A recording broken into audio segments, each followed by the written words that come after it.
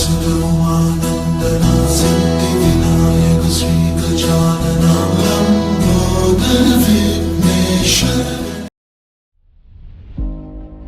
Shri Manjunath NV ಕನಸಿನಿಂದ ಸಾಧನೆಗೆ 70 ವರ್ಷಗಳ ಪ್ರೇರಣಾದಾಯಕ ಪಯಣ. ಇದು ಕೇವಲ ಒಂದು ಜೀವನ ಕಥೆಯಲ್ಲ, ಇದು ಶ್ರಮದ ಬೆವರಿನಿಂದ ಅರಳಿದ ಸಾಧನೆಯ ಕಥೆ, ಶಿಸ್ತಿನ ಬದುಕಿನಲ್ಲಿ ಬೆಳೆದ ಮೌಲ್ಯಗಳ ಕಥೆ ಮತ್ತು ಇಡೀ ಕುಟುಂಬವನ್ನ ಒಗ್ಗೂಡಿಸಿ ನಡೆದ ಸಾರ್ಥಕ ಯಾತ್ರೆಯ ಕಥೆ. 1956ರ ಮೇ 7ರಂದು ಹಾವೇರಿ ಜಿಲ್ಲೆಯ ರಾಣಿಬೆನ್ನೂರು ತಾಲೂಕಿನ ಕರೂರು ಎಂಬ ಪುಟ್ಟ ಊರಿನಲ್ಲಿ ಹನುಮಂತ ಶೆಟ್ಟಿ ಮತ್ತು ಗೌರಮ್ಮ ದಂಪತಿಗಳ ಮನೆಗೆ ಹಿರಿಯ ಮಗನಾಗಿ ಜನಿಸಿದವರು ಶ್ರೀ ಮಂಜುನಾಥ್ ಎನ್ವಿ. ತಿಪ್ಪಣ್ಣ ಶೆಟ್ಟಿ ಮತ್ತು ಸೀತಮ್ಮ ಹಾಗೂ ಭೀಮಪ್ಪ ಶೆಟ್ಟಿ ಮತ್ತು ಸೋಮಮ್ಮ ದಂಪತಿಗಳ ಮೊಮ್ಮಗನಾಗಿ ಹುಟ್ಟಿದ ಈ ಮಗುವಿನ ಜೀವನ ಮುಂದೆ ಅನೇಕ ಮಂದಿಗೆ ದಾರಿದೀಪವಾಗಲಿದೆ ಎಂಬುದು ಆಗ ಯಾರಿಗೂ ತಿಳಿದಿರಲಿಲ್ಲ. 1956ರಿಂದ 1960ರವರೆಗೆ ಅರಸೀಕೆರೆಯಲ್ಲಿ ಬಾಲ್ಯವನ್ನು ಕಳೆದ ಅವರು 1961ರಲ್ಲಿ ತಮ್ಮ ಜೀವನದ ಮಹತ್ವ ತಿರುವನ್ನು ಕಂಡರು. ದೊಡ್ಡಪ್ಪರಾದ ಎನ್ವಿ ನಾಗರಾಜ್ ಶೆಟ್ಟಿ ಮತ್ತು ವೆಂಕಟ ಲಕ್ಷ್ಮಮ್ಮ ಅವರ ಮಾರ್ಗದರ್ಶನದಲ್ಲಿ, ಜೊತೆಗೆ ಎನ್ವಿ ಹಾಲಪ್ಪ, ಶೀಲವತಮ್ಮ ಮತ್ತು ಚಿಕ್ಕಪ್ಪ ಲಕ್ಷ್ಮೀನಾರಾಯಣ ಶೆಟ್ಟಿಯವರೊಂದಿಗೆ ಬೆಂಗಳೂರಿಗೆ ಬಂದು ಹೊಸ ಬದುಕಿಗೆ ಪಾದಾರ್ಪಣೆ ಮಾಡಿದರು. ಹೊಸ ನಗರ, ಹೊಸ ಬದುಕು, ಹೊಸ ಕನಸು. ಬಳೆಪೇಟೆಯ STA ಶಾಲೆಯಿಂದ ಆರಂಭವಾದ ಪ್ರಾಥಮಿಕ ವಿದ್ಯಾಭ್ಯಾಸ ಸಿಟಿ ಮಾರ್ಕೆಟ್ ಪಾಂಡುರಂಗ ಹೈಸ್ಕೂಲ್ನಲ್ಲಿ ಮುಂದುವರೆದು 1977ರಲ್ಲಿ SSLC ಪ್ರಥಮ ದರ್ಜೆಯಲ್ಲಿ ಉತ್ತೀರ್ಣರಾದರು. ಸೇಂಟ್ ಜೋಸೆಫ್ ಕಾಲೇಜಿನಲ್ಲಿ PUCಯನ್ನು ಮುಗಿಸಿ BSc ಪದವಿಯನ್ನು ಪಡೆದರು. ಆದರೆ ಇವೆಲ್ಲದರ ನಡುವೆಯೂ ಪ್ರತಿದಿನ ಸಂಜೆ ದೊಡ್ಡಪ್ಪನ ಪ್ರೊವಿಷನಲ್ ಸ್ಟೋರ್ನಲ್ಲಿ ಕೆಲಸ ಮಾಡುತ್ತಿದ್ದರು. ಶ್ರಮ ಅವರಿಗೆ ಹೊರೆಯಾಗಿರಲಿಲ್ಲ, ಅದು ಅವರ ಸ್ವಭಾವವಾಗಿತ್ತು.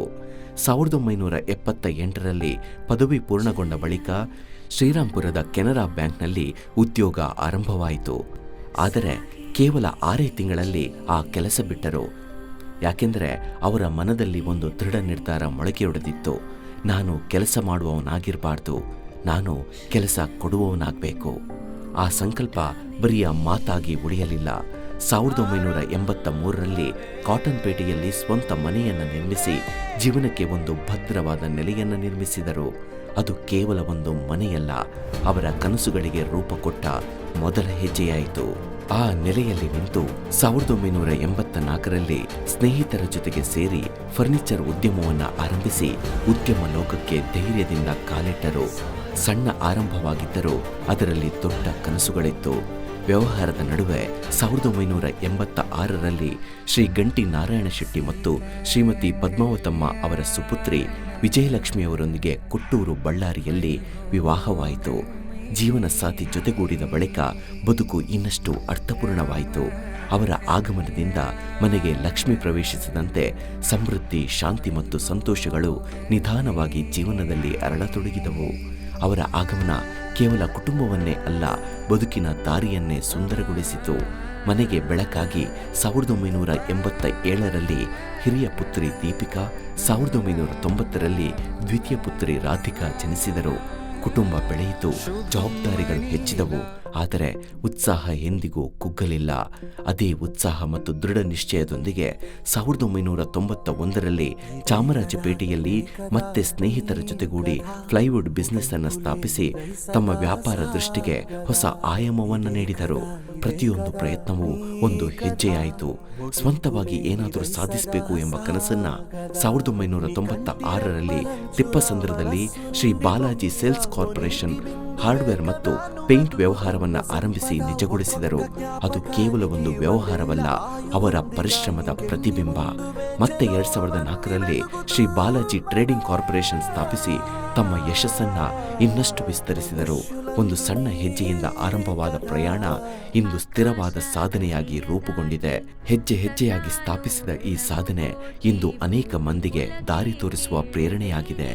ಅವರ ಸಾಧನೆ ಕೇವಲ ತಮ್ಮ ಜೀವನಕ್ಕೆ ಮಾತ್ರ ಸೀಮಿತವಾಗಿರಲಿಲ್ಲ. ಅವರ ಜೊತೆಗೆ ಕೆಲಸ ಮಾಡಿದವರು, ಅವರ ಮಾರ್ಗದರ್ಶನದಲ್ಲಿ ಬೆಳೆದವರು ಇಂದು ಅನೇಕರು ತಮ್ಮ ಸ್ವಂತ ಹಾರ್ಡ್ವೇರ್ ಅಂಗಡಿಗಳು, ಏಜೆನ್ಸಿಗಳನ್ನು ಸ್ಥಾಪಿಸಿ ಜಿಲ್ಲೆಗಳಲ್ಲಿ ಡಿಸ್ಟ್ರಿಬ್ಯೂಟರ್ಗಳಾಗಿ ಬೆಳೆಯುತ್ತಿದ್ದಾರೆ. ಇಂದು ಬೆಂಗಳೂರು ಮಾತ್ರವಲ್ಲ, ಅನೇಕ ಪ್ರದೇಶಗಳಲ್ಲಿ ಸುಮಾರು 20ಕ್ಕೂ ಹೆಚ್ಚು ಶಾಖೆಗಳನ್ನು ಹೊಂದಿರುವ ಯಶಸ್ವಿ ಉದ್ಯಮಿಗಳಾಗಿದ್ದಾರೆ. ಸ್ನೇಹಿತರು, ಸಂಬಂಧಿಕರು, ಹೀಗೆ ಅವರಿಂದ ಪ್ರೇರಿತರಾದವರು ಹಲವಾರು ಜನ. ಇದು ಕೇವಲ ಒಂದು ವ್ಯಕ್ತಿಯ ಸಾಧನೆಯಲ್ಲ, ಇದು ಅವರಿಂದ ಹುಟ್ಟಿದ ಅನೇಕ ಸಾಧಕರ ಕತೆ. ಉದ್ಯಮದ ಜೊತೆಗೆ ಜೀವನದ ಆನಂದವನ್ನ ಅವರು ಸಂಪೂರ್ಣವಾಗಿ ಅನುಭವಿಸಿದರು. 1988ರಲ್ಲಿ ಬ್ಯಾಂಕಾಕ್ನಿಂದ ಆರಂಭವಾದ ವಿದೇಶ ಯಾತ್ರೆ Singapore, Switzerland, London, Toronto, Tokyo, Australia, England, Canada, Dubai, New Zealand, America, ಹೀಗೆ ಜಗತ್ತಿನ ಮೂಲೆ ಮೂಲೆಗಳನ್ನು ಸಂದರ್ಶಿಸಿದರು. ಮತ್ತು ಆ ಪ್ರಯಾಣಗಳ ನಡುವೆಯೂ ಚಾರ್ಧಾಮ್ ಯಾತ್ರೆ, ಅಯೋಧ್ಯ, ವಾರಣಾಸಿ, ಆಧ್ಯಾತ್ಮಿಕ ಬೇರುಗಳನ್ನು ಎಂದಿಗೂ ಮರೆಯಲಿಲ್ಲ. ಬದುಕು ಕೇವಲ ಸಾಧನೆಗಳಿಂದ ಸಂಪೂರ್ಣವಾಗುವುದಿಲ್ಲ, ಕುಟುಂಬದ ಸಂತೋಷಗಳು ಅದಕ್ಕೆ ನಿಜವಾದ ಅರ್ಥವನ್ನು ಕೊಡುತ್ತದೆ. 1980ರಲ್ಲಿ ಸಹೋದರಿ ಯಶೋಧ ಅವರ ವಿವಾಹ ರಂಗನಾಥ ಶೆಟ್ಟಿಯವರೊಂದಿಗೆ ನಡೆದು ಖುಷಿ ಆರಂಭವಾಯಿತು. 1995ರಲ್ಲಿ ಸಹೋದರಿ ಶಕುಂತಳಾ ಅವರು KV ರಾಧಾಕೃಷ್ಣ ಅವರೊಂದಿಗೆ ದಾವಣಗೆರೆಯಲ್ಲಿ ವಿವಾಹವಾಗಿ ಕುಟುಂಬದಲ್ಲಿ ಒಂದು ಹೊಸ ಬಂಧ ಶುರುವಾಯಿತು. 1997ರಲ್ಲಿ ಮೂರನೇ ಸಹೋದರಿ ಶೋಭಾ ಅವರು ರವೀಂದ್ರ ಶೆಟ್ಟಿಯವರೊಂದಿಗೆ ಬೆಂಗಳೂರಿನಲ್ಲಿ ವಿವಾಹವಾಗಿ ಸಂತೋಷದ ಕ್ಷಣಗಳು ಇನ್ನಷ್ಟು ಹೆಚ್ಚಾದವು.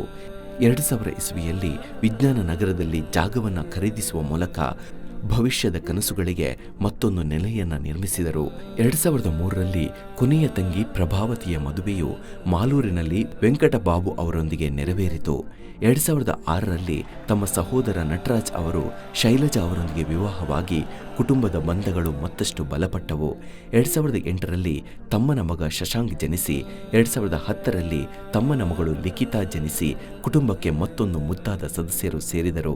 2012ರಲ್ಲಿ ಹಿರಿಯ ಪುತ್ರಿ ದೀಪಿಕಾ ಅವರು ಚಿಂತಾಮಣಿಯ KM ವೆಂಕಟೇಶ್ ಅವರೊಂದಿಗೆ ವಿವಾಹವಾಗಿ ಹೊಸ ಕುಟುಂಬದ ಬಂಧಕ್ಕೆ ಸೇತುವೆಯಾದರು.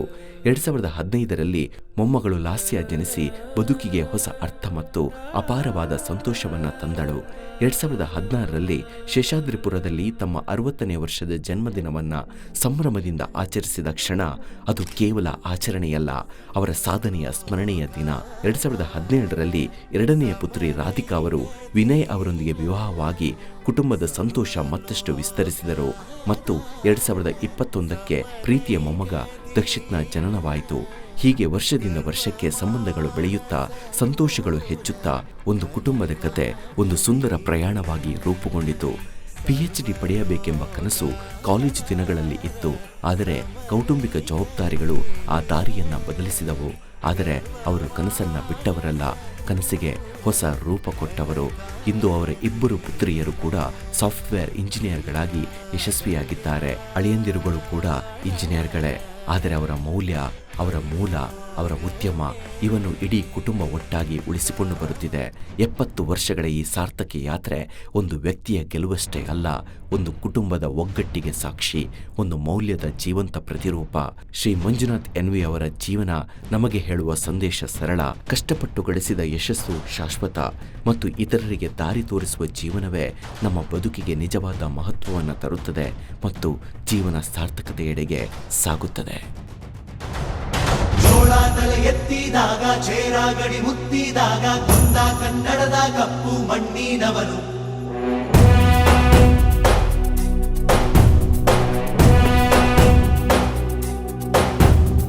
ವಜ್ರ ಬಲ್ಲಾಳರಾಯ, ಸೋಗೆ ಬಲ್ಲಾಳರಾಯ, ಕತ್ತಿಗಲೆ ಬಿತ್ತಿ ಹೋದ ವಂಶಾದವನು. ಈ ಸೀಮೆಗೆ ಶಿವ ನೀಡಿದವರವೋ,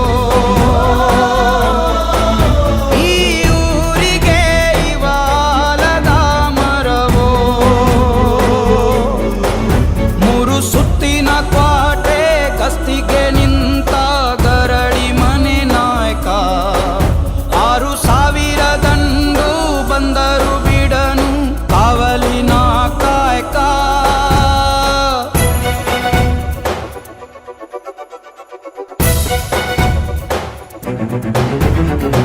ಏಳು ಏಳೆಡೆಯ ಸರ್ಪ ಬಂದು ಕುಂತೈತೋ ಯಪ್ಪ, ನಮ್ಮ ಹುಲಿಯೂರು ದುರ್ಗ ಕಾಯೋ ಕನ್ನ